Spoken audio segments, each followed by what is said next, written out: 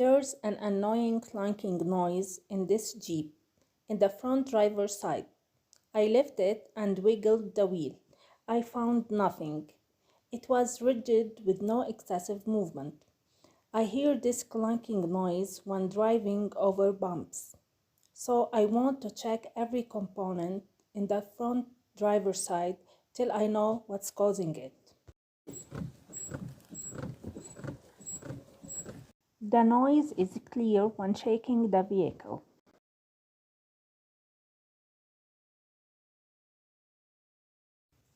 Checking the upper control arm bushing and ball joint.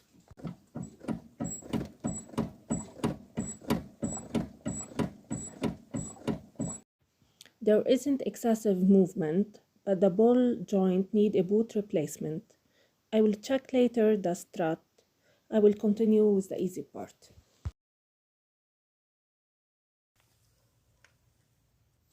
Now, checking these bushings and the lower control arm ball joint.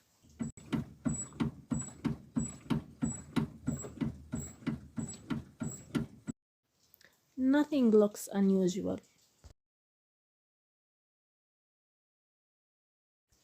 Now, checking the sway bar link upper bushing.